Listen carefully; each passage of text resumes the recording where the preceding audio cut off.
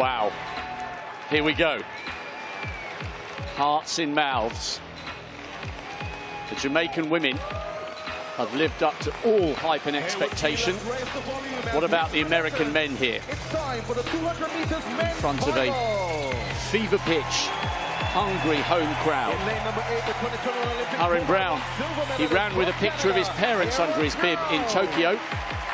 I wonder whether he's doing the same here. He's on the outside. He'll have to go lightning quick. Joseph Fanbula, 1992 in the semis, representing Liberia. NCAA champion. He was just off the podium in Tokyo. Could he spoil the American dominance? Listen to this. Noah Lyles is becoming an icon of the sport. He's the Olympic bronze medalist. He's the defending champion. He is desperate to taste gold again. Kenny Bednarek, the Olympic silver medalist last year. Could he upset his two better-known compatriots? He goes in 5 and he'll have Lyles to chase. Alexandra Ogando, part of the Dominican Republic mixed relay gold medal winning quartet. He's in fantastic form this year and he's got 44.6 400 strength. Watch for him to come through at the end if it's tight. The 4th fastest man in history, and he's still only 18. 4th in Tokyo. Does he upgrade here in Eugene? And if so, to what colour? Any medal would make him the youngest in the event's history. Jareem Richards for Trinidad and Tobago, running in memory of Dion Lendor, his great friend and former teammate. He's the world indoor champion over the 400 metres. The entire island nation will be watching back home, as they will in South Africa. The Rainbow Nation cheering for Lopsolo Adams. What a win in Paris for 19.82. It's a tight inside lane for the South African, but he's in the form of his life. Adams, Richards, Knighton, Ogando, Bednarek, Lyles, Fanbula, Brown. Noah Lyles believes tonight is destined to be his coronation as the king of half-lap sprinting. Can the iconic figure deliver, or will his incredible young teammate or anyone else steal the champion's thunder? It's the final of the men's 200 metres.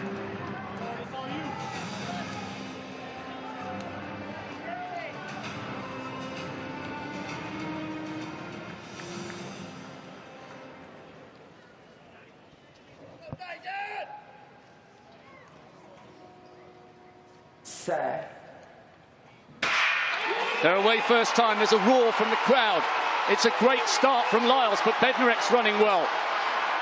On the inside, no move yet from Knighton. Lyles has got the edge here, and he's storming away. What a moment for Noah Lyles. He hates losing over 200 metres, and he's forgotten how to. 19.32. 19.32. He has smashed his personal best and produced one of the fastest times in history. Quite frankly, after 120 metres, it was never in doubt. He was tamed in Tokyo, but with the heart of an American lion, Lyles has roared back to the top. He successfully defends his world title, and there was no one else in it. And listen to the crowd, listen to the crowd. The Olympic silver medalist takes the world silver, and Knighton, at 18 years of age, does indeed become the youngest medalist in history. And the Americans have done the sweep. Only once before has it happened in Helsinki in 05, but this time it's on home soil, and it's the perfect outcome from the perfect champion. Lyles roars and reigns supreme once more. That race was amazing. He got out and he owned the race from start. No one had an answer for him, and he stormed home on that straight.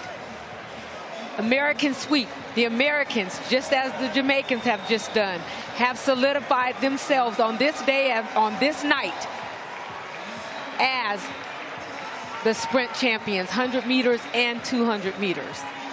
Dan, individually and collectively, one of the greatest nights for American track and field, surely. Absolutely, Rob. It's absolutely amazing. It's just what we needed here in the United States. We've been talking about it all week long. You know, what's it going to take to put more eyeballs on the sport of track and field in the United States? And it's moments like that that are going to show up on the ESPN top 10 of the day, certainly. But I just tell you what, Noah Lyles. You say to somebody, hey, look, if you're gonna talk the talk, you better walk the walk. You're gonna act like a champion. You better give me a championship effort. And Noah Lyles just proved why he is the champion. I didn't think we had seen his best running this season, and he left absolutely no doubt who was the absolute best runner on the track tonight. And just to mop up exactly where he now sits, I think he is already an icon. He is already. By the way, it's rounded down to 19.31. So rather than being tied for third on the all-time list with Michael Johnson, he has third all to himself behind Usain Bolt and Johan Blake, the third fastest in history.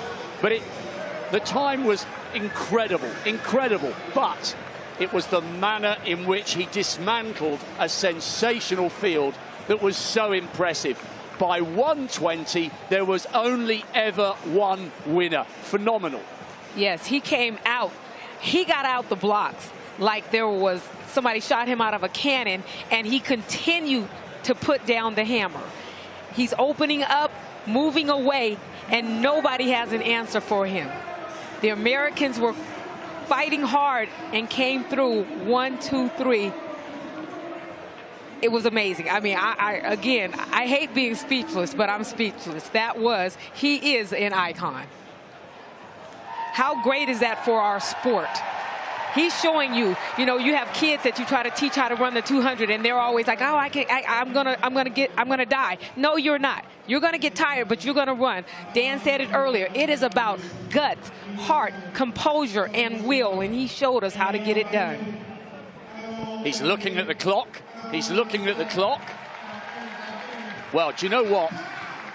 We were talking about Shericka Jackson having a chance of breaking Flojo's record, and she's shown us it's not a million miles away. Right. He has just shown us that Usain Bolt's world record is not a million miles away. That was the performance of his lifetime. Far more impressive than when he won the title in Doha 3 years ago. Far more. I agree. And, you know, and we look at records are meant to be broken.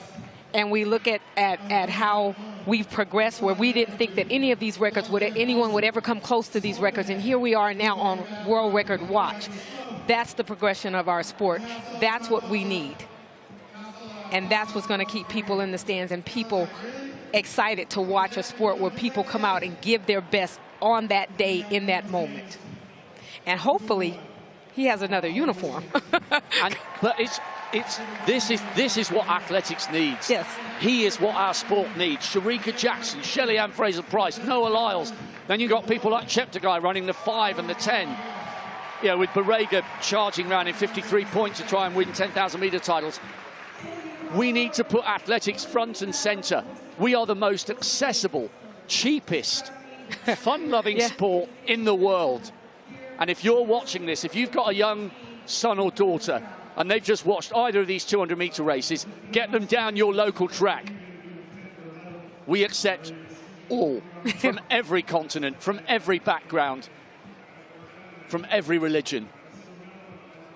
This is our sport's time to shine, and thanks to the likes of Shericka Jackson and Noah Lyles, we are basking in the reflected glory of two of the greatest 200-meter victories we've ever seen. Lyles successfully defends his crown and becomes the third fastest in history in the process.